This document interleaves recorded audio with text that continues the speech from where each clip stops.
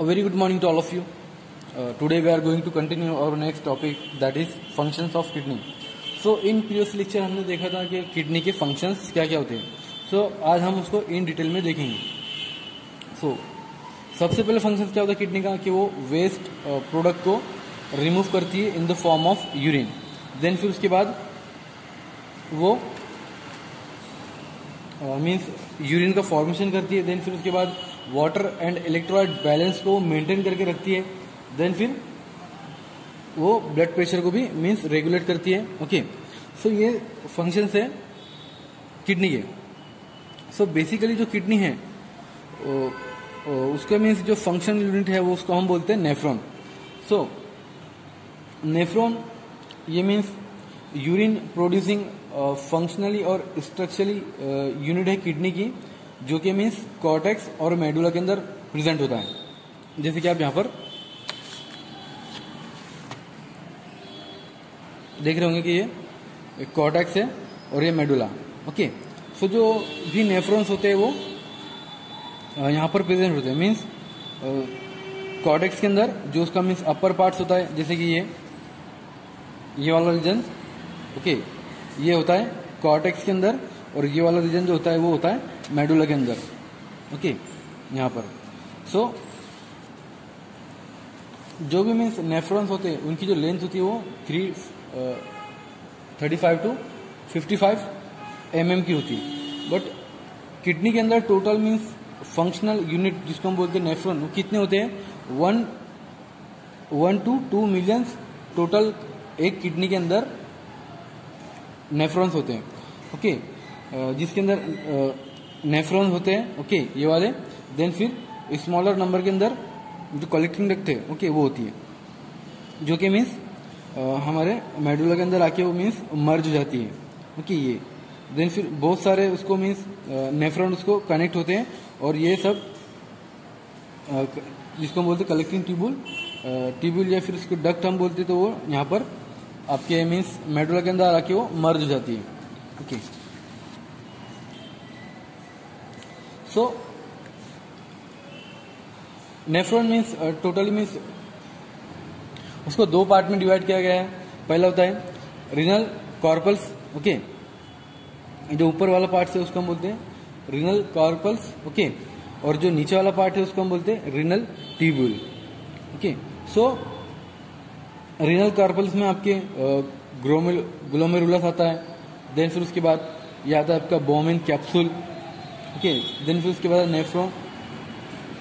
Okay, ये सब आपके रीनल कॉर्पस में आते हैं. और रीनल ट्यूब्यूल में आपको क्या कहता है प्रोक्सिमल कन्वोल्यूटेड ट्यूब्यूल, जो कि मीन्स ग्लोमेरुलस से नजदीक होती है. ओके, देन फिर उसके बाद आती है डिस्टल कन्वोल्यूटेड ट्यूब्यूल, जो कि ग्लोमेरुलस से दूर होती है. ओके, देन फिर आती है उसके बाद लूप ऑफ हेनले. मीन्स ये एक लूप लाइक स्ट्रक्चर होता है. ओके, मीन्स ये जो ट्यूब्यूल होती है ये होती है डिसेंडिंग और ये होती है असेंडिंग ट्यूब्यूल. ओके, सो हम फंक्शंस के बारे में बात कर रहे हैं किडनी के. तो किडनी का सबसे पहले फंक्शन क्या होता है formation of urine. So formation of urine means kidney waste material को मीन्स बाहर निकालते हैं हमारी बॉडी के फिल्टर करके, जो भी फिल्ट्रेट होता है. Okay, so in the form of urine. Means जो भी ब्लड होता है ओके वो ग्लोमेरुलस के अंदर आकर वो मीन्स फिल्टर होता है. देन फिर जो फिल्ट्रेट होता है okay in the form of urine, वो यहाँ से मीन फिल्टर होके वो डायरेक्टली रीनल कलेक्टिंग ट्यूब्यूल से होते हुए देन फिर वो मेडुला से, देन फिर वो यूरेटर में, यूरेटर से फिर वो ब्लैडर के अंदर, ब्लैडर से फिर वो यूरेथ्रा के थ्रू मीन्स एक्सटर्नल इन्वायरमेंट के अंदर वो एक्सक्रीट हो जाता है. ओके, तो जो भी फॉर्मेशन होता है यूरिन का वो थ्री स्टेज के अंदर होता है. ओके, जिसके अंदर होता है आपका पहला ग्लोमेरुलर फिल्ट्रेशन, सेकंड होता है सिलेक्टिव रीअब्जॉर्प्शन या फिर उसको हम ट्यूबुलर रीअब्जॉर्प्शन भी बोलते हैं. देन फिर उसके बाद होता है एक्टिव सिक्रेशन, जिसको हम बोलते हैं ट्यूबुलर सिक्रेशन. तो हम देखेंगे. तो उससे पहले कि मीन्स जो नेफ्रॉन्स है ओके, सो उसमें मीन्स आर्टरी जो होती है मीन्स रीनल आर्टरी. ओके, सो रीनल आर्टरी के थ्रू ओके मीन्स वो रीनल आर्टरी के थ्रू जो भी ब्लड्स आता है, ओके, फिल्ट्रेट होने के लिए, ओके, फिल्टर होने के लिए, सो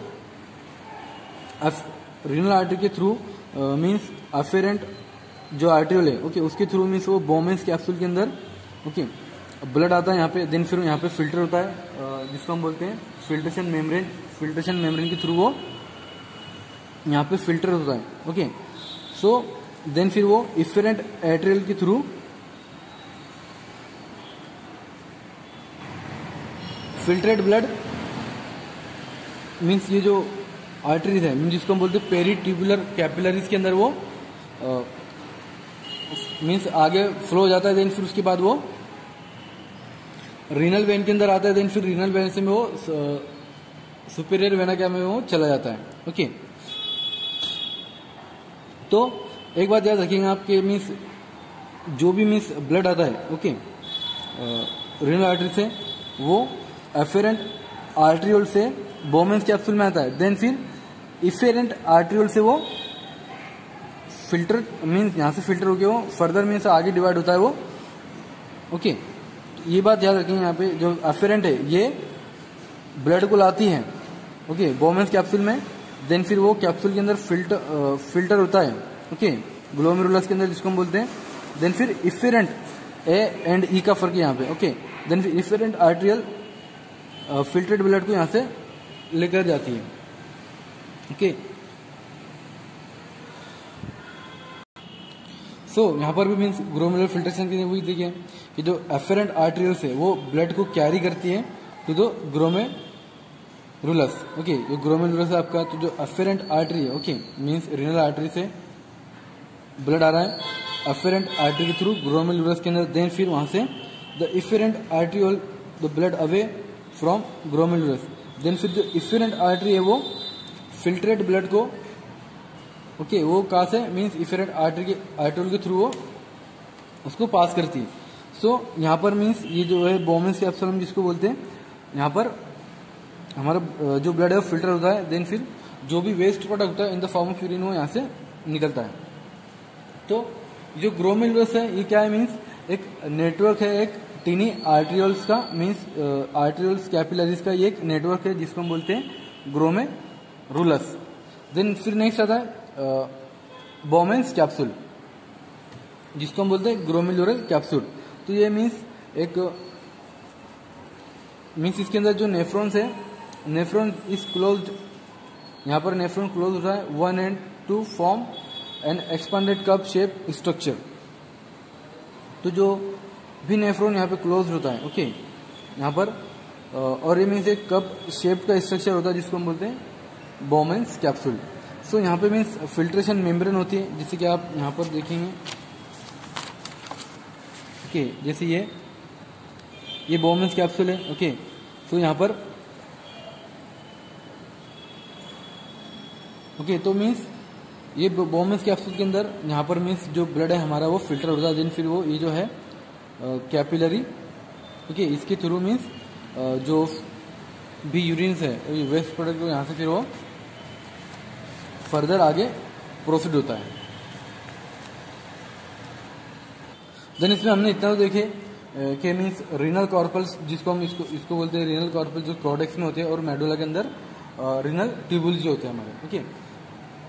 तो इसमें हमने सिंपली देखा ग्लोमेरुलस क्या होता है, फिर उसके बाद बोमेंस कैप्सूल होता है, मीन्स जो भी मीन्स ब्लड होता है, ओके, वो फिल्टर होने के लिए ग्लोमेरुलस के अंदर आता है, मीन्स बोमेंस कैप्सूल के अंदर आता है, देन फिर वो आगे फर्दर प्रोसीड होता है। सो देन फिर वो कहाँ पर आता है, फिल्टर होने के बाद जो भी जो फिल्टर होता है मीन्स जो यूरिन होता है, ओके, वो कहाँ आता है, प्रोक्सिमल कन्वोल्यूटिव ट्यूब्यूल्स के अंदर, ओके। देन फिर वहां से वो प्रोसीड होके इधर आता है फिर ट्यूब्यूल्स के अंदर, ओके, एक मीन्स ट्यूब लाइक स्ट्रक्चर होता है ये, ओके, जिसको हम बोलते हैं ट्यूब्यूल्स,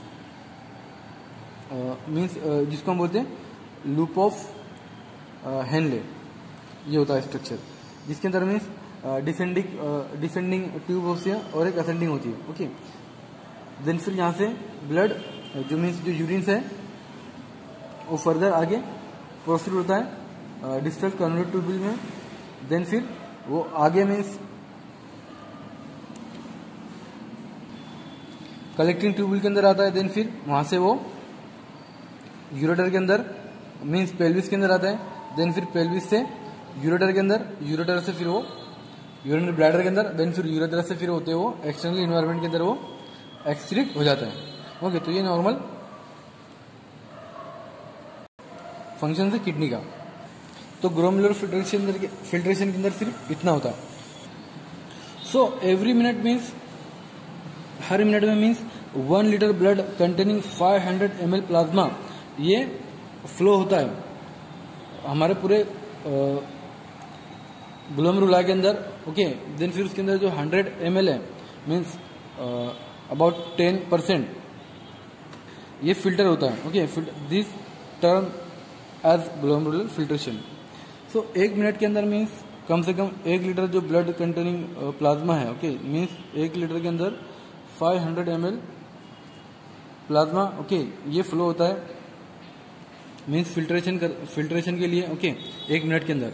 सो उसके अंदर से मीन्स कितना फिल्टर होता है 100 ml मीन्स 10% टोटल वो फिल्ट्रेट निकलता है। ओके, तो उसको हम बोलते हैं फिल्ट्रेशन रेट कि मीन्स 1 मिनट के अंदर कितना फिल्ट्रेशन हो रहा है हमारा ब्लड। ओके, देन नेक्स्ट होता है फिर उसके बाद सिलेक्टिव रीअब्जॉर्प्शन या फिर हम उसको बोलते हैं tubular reabsorption. So in that selective reabsorption के मीन्स ये जो प्रोसेस होती है, okay, means by which the composition and volume of glomerular filter is altered during its passage through tubule. So it means selective reabsorption यहाँ पर होता है means कैसे कि बहुत से कंस्टिट्यूएंट जो होते हैं हमारे को मीन्स उसकी ज़रूरत होती है, मीन्स वो वहाँ से फिल्टर हो जाते हैं। The purpose of this process is to reabsorb the constituent of filtrate which are essential to the body. So ऐसे सब्सटेंस या फिर ऐसे कंस्टिट्यूएंट जिसको मीन्स हमारी बॉडी को जरूरत होती है उसकी, जो कि मीन्स फिल्ट्रेशन के थ्रू वो निकल जाते हैं बॉडी से, मीन्स बोमेंस कैप्सूल के अंदर। तो वो कंस्टिट्यूएंट हमारी बॉडी को मीन्स उसकी नीड होती है, मीन्स इसेंशियल होते हैं। वो क्यों कि मीन्स जो इलेक्ट्रोलाइट बैलेंस होता है बॉडी का, ओके, या फिर अल्कलाइनिटी ऑफ द ब्लड को मेंटेन रखने के लिए उनकी जरूरत होती है। तो उनको ऐसे सब्सटेंस को जैसे कि glucose, amino acid, fatty acid and vitamin which are more useful to the body are completely reabsorbed back into the blood.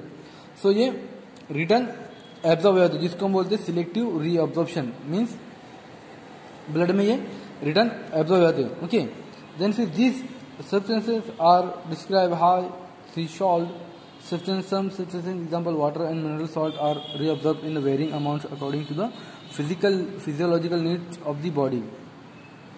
Then फिर ये जो मटेरियल्स है जिसको मीन्स हमारी बॉडी को जिसको जरूरत है मीन्स इसेंशियल है, तो ये रिटर्नली वहाँ पर रीअब्जॉर्ब हो जाते हैं मीन्स पीसीटी में। यहाँ पर मीन्स जो प्रॉक्सिमल कन्वोलर ट्यूबुल्स है तो उसमें मीन्स ज़्यादातर मीन्स रीअब्जॉर्प्शन इसमें होता है। ओके, तो मीन्स वो पर्टिकुलर कैपिलरी के थ्रू मीन्स ट्यूबुल्स के अंदर जो भी मटेरियल्स है वो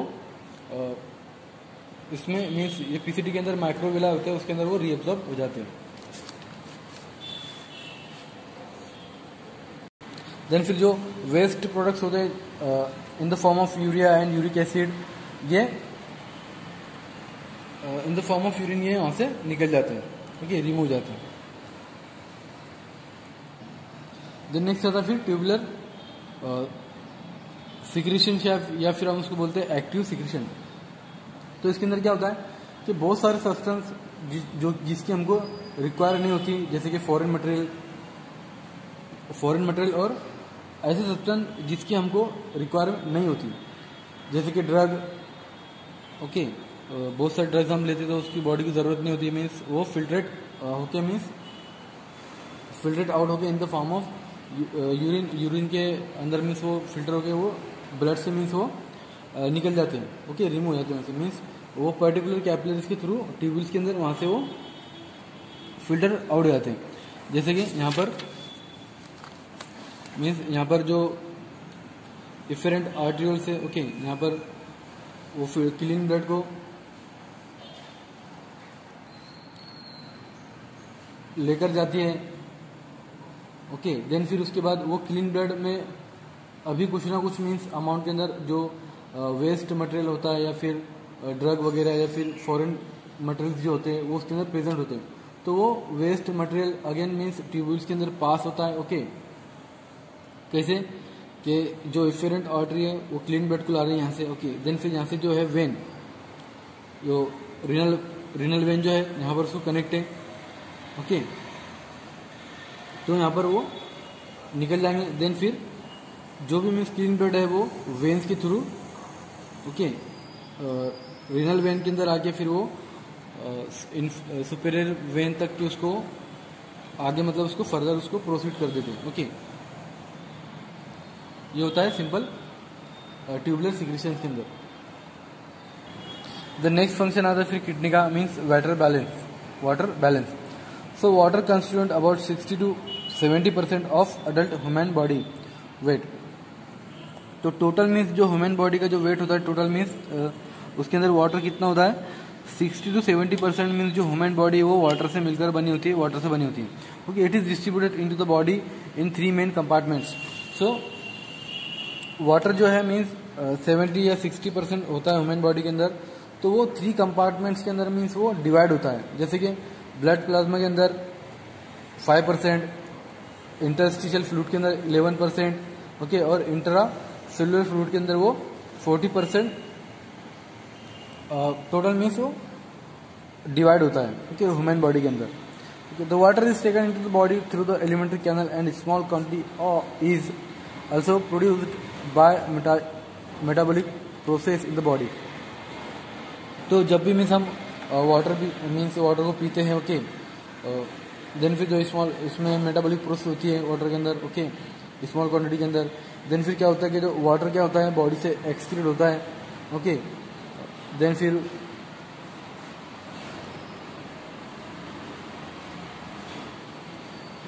excreted from the body and the expired air okay, then फिर उसके बाद as the constituent of faeces as sweat through the skin through urine.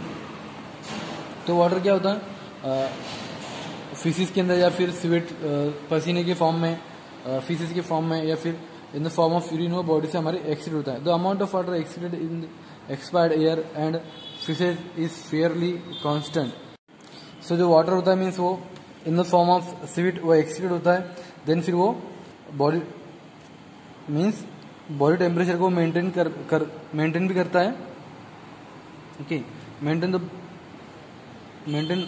Of body temperature. Then फिर the balance between intake and output is maintain by the kidney.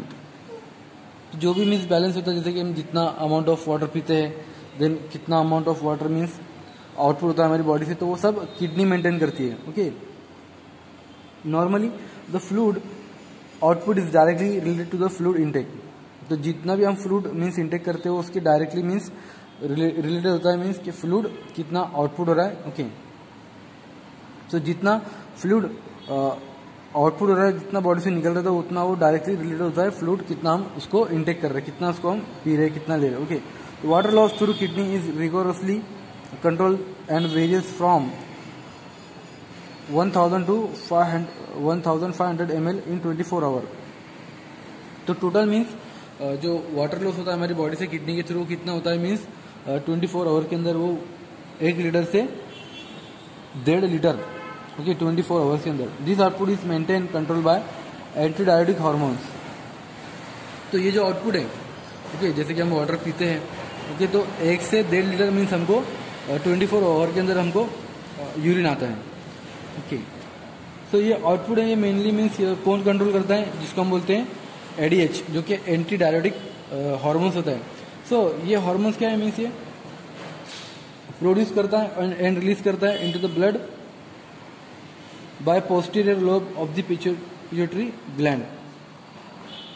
तो ये जो hormones है means जो posterior जो लोब्स होते हैं pituitary glands के उसको ये प्रोड्यूस करते हैं या फिर इसको रिलीज करते हैं।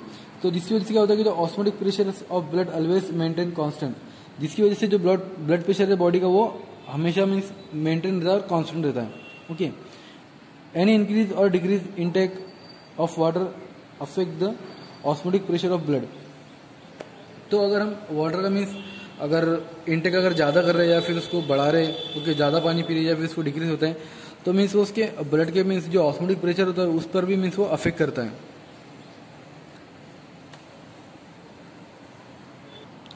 So if the osmotic pressure of blood is raised, the osmoreceptor in the hypothalamus are stimulated. So अगर हमारी बॉडी के अंदर अगर ऑस्मोटिक प्रेशर बढ़ता है तो जिसकी वजह से क्या होगा, ब्लड का अगर ऑस्मोटिक प्रेशर बढ़ता है तो क्या होगा, जो ऑस्मो रिसेप्टर्स हैं ओके हाइपोथैलेमस के अंदर वो स्टिमुलेट होंगे, जो कि मीन्स हाइपोथैलेमस और पोस्टीरियर पिट्यूटरी लोब के अंदर मीन्स एक क्रॉस लिंक है. तो जिसकी वजह से अगर ऑस्मो रिसेप्टर का मीन्स स्टिमुलेशन होता है तो उससे क्या होगा, जो हाइपोथैलेमस है उसके रिजल्ट क्या होगा कि क्या करेंगे, जो एडीएच हार्मोन जो है ओके वो क्या होगा, उसका जो आउटपुट है वो इंक्रीज होगा पिट्यूटरी ग्लैंड के थ्रू ओके. और कन्वर्सली अगर जो ऑस्मोटिक प्रेशर अगर लो होता है हमारे ब्लड का तो क्या होगा कि जो एडीएच है ओके वो क्या होगा, ब्लड के अंदर रिड्यूस होगा okay. ADH act on the tubules of the kidney which increase the permeability of distal end collecting tubule. तो मीन्स एडीएच ये कैसा एक्ट करता है हमारे ट्यूबुल्स पे, जो किडनी की जो ट्यूबुल्स होती है जो कि मीन्स डिस्टल एंड कन्वोल्यूट ट्यूबुल जो है उसकी मीन्स परमेबिलिटी को वो मीन्स इंक्रीज कर देता है. मीन्स यहाँ पर जो डिस्टल एंड जो प्रोक्सिमल कन्वोल्यूट ट्यूबुल है उसकी मीन्स परमेबिलिटी को इंक्रीज कर देता है. मीन्स ये एक दूसरे से चिपक भी सकती है या फिर वो एक दूसरे के नजदीक आ जाती है ओके. वो ऐसा एक्ट होता है वहां पर ओके. देन नेक्स्ट आता है फिर उसके बाद इलेक्ट्रोलाइट बैलेंस. सो इलेक्ट्रोलाइट बैलेंस सबसे पहले मीन्स कि जो इलेक्ट्रोलाइट्स का जो कॉन्सेंट्रेशन होता है वो बॉडी में किस वजह से चेंज होता है, मीन्स किसकी वजह से कि मीन्स अगर अमाउंट ऑफ वाटर या फिर अमाउंट ऑफ इलेक्ट्रोलाइट्स अगर चेंज होते हैं तो उसकी वजह से मीन्स इलेक्ट्रोलाइट्स का कॉन्सेंट्रेशन चेंज होता है okay. Changes in the concentration of electrolytes in the body may be due to the changes in the amount of water और the amount of electrolytes. So simply electrolytes का concentration किस वजह से change होगा body के अंदर, कि अगर वाटर का मीन्स चेंज होता है ओके, मीन्स उसका इनटेक या फिर आउटपुट उसका चेंज होता है उसकी वजह से, या फिर जो इलेक्ट्रोलाइट्स है उसकी अमाउंट के अंदर इनटेक या फिर आउटपुट अगर चेंज होता है तो उसकी वजह से मीन्स इलेक्ट्रोलाइट बैलेंस का भी मीन्स चेंजेस होता है. सो यहाँ पर जो सोडियम है means most common of the cations है that exist in the intercellular fluid okay. As it is the excreted through urine, its balance in the body and it maintained by the kidney. तो sodium क्या है means ये एक ऐसा common cations है जो कि मीन्स यूरिन के थ्रू मीन्स एक्सक्रीट हो रहा है, मीन्स ये बैलेंस होता है हमारी बॉडी के अंदर किडनी के थ्रू, मीन्स किडनी इसको मेंटेन करती है ओके, उसको एक्सक्रीट आउट करके. When the amount of sodium is decreased, the aldosterone production is increased and an increased amount of sodium reabsorbed by the kidney. So अगर sodium की amount अगर means हमारी body के अंदर डिक्रीज होती है तो क्या होता है मीन वहाँ पे जो अल्डोस्टेरोन है वो उसका प्रोडक्शन क्या होता है, उसका प्रोडक्शन इंक्रीज हो जाता है. देन फिर and an increased amount of sodium is reabsorbed by the kidney. So उसकी वजह से क्या होता है कि जो मीन्स अगर सोडियम की अमाउंट अगर बॉडी के अंदर अगर ज़्यादा हो गई है मीन्स उसकी अमाउंट इंक्रीज हो गई तो वो किडनी के थ्रू मीन्स वो रिटर्न रीअब्सॉर्ब हो जाता है okay. Then secretion of aldosterone is influenced by ACTH from pituitary gland by a fall in the concentration of sodium in the blood and by renin produce in the kidney. तो जो means अल्डोस्टेरोन का जो secretion है वो कौन करता है, किसके थ्रू होता है, वो ACTH के थ्रू, मीन्स एड्रीनो कॉर्टिकोट्रोपिक हार्मोन जो कि मीन्स प्रोडक्शन करता है कॉर्टिसोल का ओके, जो कि मीन्स जो एड्रीनल ग्लैंड होते हैं उसके अंदर बनते हैं ओके. सो ACTH के थ्रू पिट्यूटरी ग्लैंड के अंदर, पिट्यूटरी ग्लैंड के through, then fall in the concentration of sodium in the blood and renin and by renin produce in the kidney. So जो एड्रिनल ग्लैंड जो होते हैं हमारे, okay, वो क्या करते हैं, वो रेनिन ऐसा एंजाइम से उसको इंक्रीज करते हैं, जिसकी वजह से क्या होता है कि जो सोडियम के जो कॉन्सेंट्रेशन होता है अगर ब्लड के अंदर इंक्रीज हो गया है तो उसको एक्सीड कर देते, बॉडी से उसको निकाल देते हैं। ओके, अगर सोडियम की अमाउंट अगर बॉडी के अंदर ज़्यादा होगी तो उसकी वजह से क्या होगा कि वो वाटर को होल्ड करके रखता है बॉडी के अंदर, जिसकी वजह से हमारा जो ब्लड प्रेशर है वो इंक्रीज होता है। मीन्स वो सोडियम की वजह से वॉल्यूम ज़्यादा हो जाएगा हमारी बॉडी के अंदर। वॉल्यूम ज़्यादा होने की वजह से क्या होगा कि जो कार्डियक आउटपुट है, मीन्स ब्लड वॉल्यूम है, वो इंक्रीज होगा। वो इंक्रीज होने की वजह से जो कार्डियक आउटपुट है वो इंक्रीज होगा। वो इंक्रीज हुआ तो उसकी वजह से क्या होगा, जो हमारा ब्लड प्रेशर है वो इंक्रीज होगा। तो जो एड्रिनल ग्लैंड होती है हमारी, वो वहाँ पर एक फंक्शन प्रोड्यूस करती है जिसको हम बोलते हैं रास सिस्टम के थ्रू होता है सब ये, रास, रेनिन एंजियोटेंसिन अल्डोस्टेरोन सिस्टम। तो वो अल्डोस्टेरोन क्या करती है, रेनिन को वहाँ पर वो रिलीज करती है, जिसकी वजह से क्या होता है कि जो सोडियम का जो कॉन्सेंट्रेशन है बॉडी के अंदर उसको यूरिनरी सिस्टम के थ्रू उसको एक्सक्रीट आउट करती है, जिसकी वजह से जो बॉडी जो हमारी किडनी है मीन्स जो ब्लड प्रेशर है वो मेंटेन होता है। तो ये एक फंक्शन भी उसका, जैसा कि मैंने आपको बताया था किडनी का फंक्शन है वो ब्लड प्रेशर को रेगुलेट करती है। तो इस तरह से मीन्स वो ब्लड प्रेशर को भी रेगुलेट करती है। द नेक्स्ट फंक्शन आता है किडनी का कि वो मेंटेनेंस करता है ब्लड प्रेशर को। तो वो कैसे कि ये सब मीन्स जो होता है वो रास सिस्टम के शुरू होता है, जैसा कि मैंने आपको कहा था, रेनिन एंजियोटेंसिन एंड अल्डोस्टेरोन सिस्टम के थ्रू होता है सभी। तो रास जो है मीन्स रेनिन जो कि मीन्स किडनी के अंदर होती है, जो कि उसके एड्रिनल ग्लैंड के अंदर उसको सीक्रेट करते हैं। और जो एंजियोटेंसिनोजिन है, एंजियोटेंसिन, ये लीवर सीक्रेट करता है। और जो अल्डोस्टेरोन होता है ये मीन्स एड्रिनल ग्लैंड उसको सीक्रेट करते हैं। सो जब भी मीन्स हमारी बॉडी के अंदर अगर ब्लड प्रेशर कम होता है, ओके, या फिर डिक्रीज होता है, तो क्या होता है कि जो मीन्स किडनी एक हार्मोन्स को रिलीज करती है जिसको हम बोलते हैं रेनिन। ओके, तो रेनिन रिलीज होता है वहाँ से। देन फिर रेनिन क्या करता है कि वो एक ग्लोब्यूलिन के साथ वो रिएक्ट करता है, ओके, ब्लड के अंदर, एंड वो एंजियोटेंसिनोजिन को वो वहाँ पर फॉर्म करता है। देन फिर जो एंजियोटेंसिनोजिन है ये क्या होता है, ये टर्न होता है मीन्स एंजियोटेंसिनोजिन फर्स्ट के अंदर, एंजियोटेंसिन फर्स्ट के अंदर ये टर्न होता है, ओके, ये फॉर्म होता है। सो ये अभी तक की ये अनएक्टिवेट है, मीन्स ये डीएक्टिवेट है। तो इसको एक्टिवेट करने के लिए, ओके, इसको एक्टिवेट करने के लिए क्या होता है कि ये एक्टिवेट होने के लिए ये 1 से एंजियोटेंसिन 1 से एंजियोटेंसिन 2 के अंदर कन्वर्ट होता है। ओके, वो कैसे कि it stimulates adrenal cortex to the produce the hormone aldosterone which causes increase reabsorption of the sodium.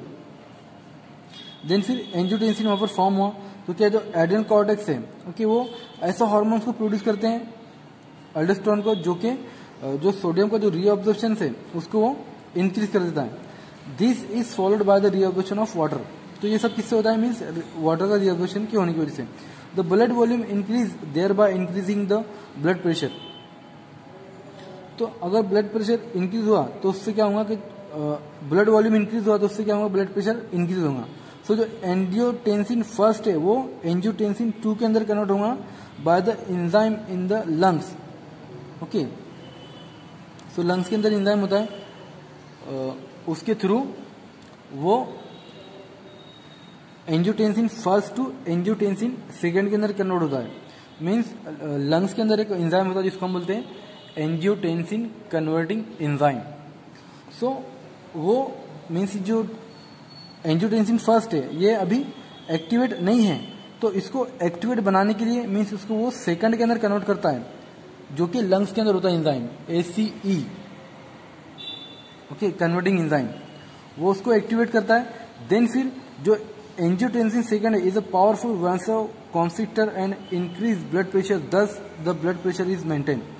सो जो मीन्स ब्लड प्रेशर अगर डिक्रीज हुआ है तो क्या करता है एंजियोटेंसिन, ये वैसोकॉन्स्ट्रिक्टर है जिसकी वजह से जो ब्लड प्रेशर है वो इंक्रीज होता है, ओके, और हमारा ब्लड प्रेशर जो है वो किडनी ऐसे तरह से इसको मेंटेन करती है। तो ये उसका फंक्शन था एक। देन नेक्स्ट आता है फिर आपका pathophysiology of renal diseases. So pathophysiology of renal diseases के अंदर क्या होता है कि तो फर्स्ट पहले जो आती है ग्लोमेरुला नेफ्राइटिस, ग्लोमेरुलो नेफ्राइटिस, ये ऐसी इन्फ्लेमेटरी कंडीशन है जिसके अंदर इसके अंदर मीन्स एलर्जिक जो मीन्स एलर्जिक ओरिजिन होता है इसका मीन्स इसके अंदर। ओके, सो ग्लोमेरुला जो होती है वो मेन टारगेट होता है जिसके अंदर मीन्स इन्फ्लामेशन हो जाता है, जिसको हम बोलते हैं ग्लोमेरुलोनेफ्राइटिस। सो ओडेमा में भी present in the both acute and सब एक्यूट स्टेज ऑफ नेफ्राइटिस। तो इसके अंदर यूडेमा में भी प्रेजेंट होता है मीन्स एक्यूट और सब एक्यूट नेफ्राइटिस के अंदर मीन्स ये इन्फ्लेमेटरी कंडीशंस हैं। ओके, तो this stage is called dry nephritis. Okay, तो ऐसी स्टेज को हम क्या बोलेंगे? Dry nephritis. The cause of oedema is an follow to or more less equal but opposite forces are always at the work in the fine capillaries. तो दो reason हो यहाँ पर मीन्स उडेमा के, अगर ज्यादा और इक्वल फोर्स है ओके तो वो एक मीन्स इसका रीजन है। देन फिर उसका blood pressure which tries to force the fluid apart of the body through the vessel walls in the tissue, ये सेकंड रीजन है। Then third, the osmotic pressure of the blood protein which hold the fluid back with the vessels. तो osmotic pressure की वजह से जो blood proteins हैं वो fluid को मीन्स होल्ड करके रखते हैं ब्लड वेसल्स के अंदर। In nephritis the blood proteins are seriously diminished because of albuminuria, this reduces the osmotic pressure. तो नेफ्राइटिस के अंदर क्या होता है कि जो अल्बिनूरिया ये क्या करते हैं मीन्स ऑस्मोटिक प्रेशर को रिड्यूस करते हैं, जिसकी वजह से क्या होता है कि more fluid is fold through the vessels wall into the tissue resulting in oedema. तो ज्यादा फ्लूइड मीन्स वेसल्स के अंदर होल्ड होता है जिसकी वजह से प्रेशर बढ़ता है। ओके, तो जिसकी वॉल्स के अंदर ओके वेसल्स की वॉल्स के ऊपर प्रेशर बढ़ता है, फोर्स बढ़ता है, तो उसकी वजह से क्या होता है कि वैसी कंडीशंस को हम क्या बोलते हैं, वहां पर उडेमा हो सकता है। If the site of damage in is tubules rather than glomeruli it is called tubular nephrosis. तो अगर ट्यूब्यूल्स की अगर साइट डैमेज है okay means rather than glomeruli okay तो उसको हम क्या बोलते हैं? Tubular nephrosis. It involves combination of albuminuria and massive oedema. तो इसके अंदर मीन्स दोनों को हो सकता है, मीन्स अल्बिनूरिया भी हो सकता है या फिर मैसिव एडेमा भी हो सकता है। देन फिर उसके बाद pyelonephritis involves inflammation of the kidney and the renal pelvis. तो पहली नेफ्राइटिस हम किसको बोलते हैं कि अगर किडनी के अंदर या फिर रीनल पेल्विस के अंदर ओके मीन्स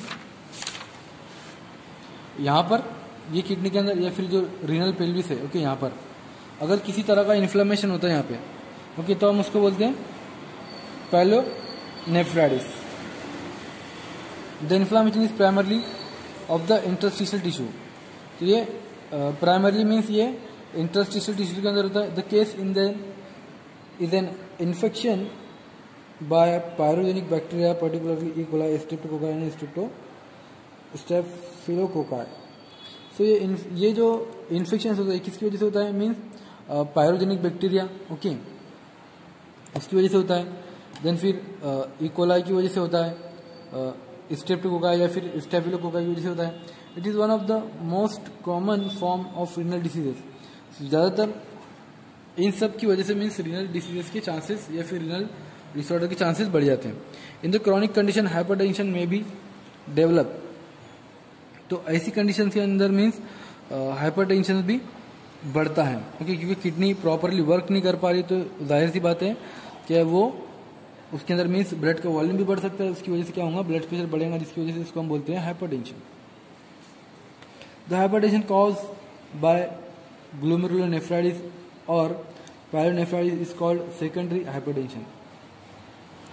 तो अगर ग्लोमेरुलोनेफ्राइटिस की वजह से या पायलोनेफ्राइटिस की वजह से मीन्स रीनल डिसीज की वजह से अगर हमको हाइपरटेंशन हो रहा है, ब्लड डिसीज हो रही है, तो इसको हम बोलते हैं सेकेंडरी हाइपरटेंशन। ओके, जिसको हम एंटी डायरेटिक एजेंट देकर हम उसको ट्रीट कर सकते हैं। ओके, और urinary calculus is a stone that is formed in the urinary tract. It may be formed either in the kidney or in the bladder. The symptoms include pain or passage of pus and blood through urine is an evidence of the renal failure. Then फिर उसमें क्या क्या आता है, क्या हमको means urinary क्यूलिकुलस भी हो सकता है, जिसको हम किडनी स्टोन बोलते हैं, वो भी हमको बीमारी हो सकती है, उसके अंदर हमको सीवियर पेन होता है वगैरह। ओके, जिसकी वजह से मीन्स हमको रीनल फेल्योर भी हो सकता है हमारा। ओके, द नेक्स्ट डिसीज आती है आपकी, जिसको हम बोलते हैं ओडेमा। सो ओडेमा जिसको मीन्स हम फ्लूइड रिटेंशन डिसीज भी हम बोलते हैं, जिसके अंदर क्या होता है कि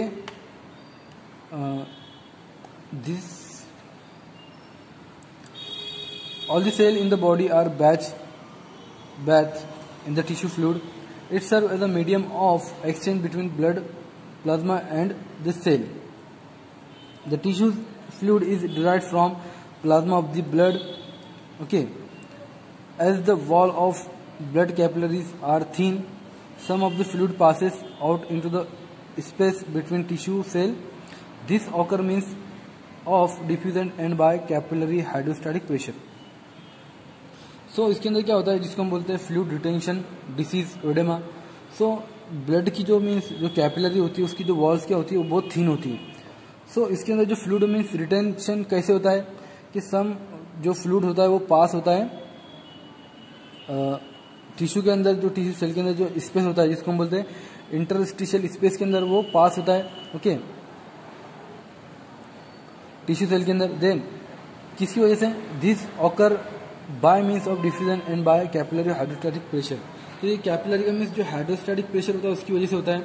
सो इसके अंदर क्या होता है कि जो फ्लूइड है वो रिटेंशन होता है। ओके, सो अनदर फोर्स जिसको हम बोलते हैं the protein osmotic pressure is formed by the plasma protein which act as a pulling force of hold the fluid in the vessels as well as to attract the fluid in. तो उसमें क्या होता है कि means osmotic pressure की वजह से भी, प्रोटीन का ऑस्मोटिक प्रेशर की वजह से भी क्या होता है कि वहाँ पर जो फ्लूइड होता है के ब्लड वेसल्स के अंदर वो होल्ड होता है, जिसकी वजह से फ्लूइड रिटेंशन होता है बॉडी के अंदर। सो ओडेमा मीन्स वहाँ पर ओडेमा मीन्स कॉज होता है जिसकी वजह से। तो जिसके अंदर मीन्स आपको देखा होगा आपने क्या पेशाब नहीं होती कभी कभी, तो उसकी वजह से स्वेलिंग वगैरह आती है। ओके, तो उसी कंडीशन को हम बोलते हैं ओडेमा। मीन्स हमारे जो हाथ पैर वगैरह है ना, उस पर सूजन आ जाती, स्वेलिंग आ जाती, इन्फ्लेमेशन वगैरह आ जाती, उसको हम बोलते हैं ओडेमा। तो जो ओडेमा मीन्स किस वजह से होती है, मीन्स कौन कौन से रीजन से ओडेमा के, तो सबसे पहले उसके रीजन क्या है, means excessive mechanical hydrostatic pressure in the capillaries if venous drainage is block. अगर वेनस मीन्स अगर लिम्फेटिक सिस्टम में जो मीन्स जो हमारा प्रॉपरली वर्क नहीं कर पा रहा है, मीन्स जैसे कि हमने लिम्फेटिक सिस्टम के बारे में पढ़ा था कि मीन्स जो भी मीन्स उसको जो लिम्फ होता है, ओके, फ्लूइड होता है, उसको ड्रेन करता है। ओके, तो अगर यहाँ पर जो जिसको मीन्स वेनस सिस्टम उसको मीन्स वहाँ से वेनस सिस्टम में से निकलता है, देन फिर वो वहाँ पर फर्दर प्रोसीड होता है। तो अगर वेनस ड्रेनेज का अगर ब्लॉक हो गया है, ओके, तो जिसकी वजह से क्या होगा कि जो हाइड्रोस्टैटिक प्रेशर है वो कैपिलरीज के अंदर वो बढ़ेगा। ओके, तो उसकी वजह से भी मीन्स ओडेमा हो सकता है। देन फिर decrease in osmotic pressure due to the insufficient plasma protein. अगर ऑस्मोटिक प्रेशर का डिक्रीज हो रहा है उसकी वजह से भी होता है। ओके, प्लाज्मा के अंदर इनसफिशिएंट प्लाज्मा प्रोटीन है अगर तो।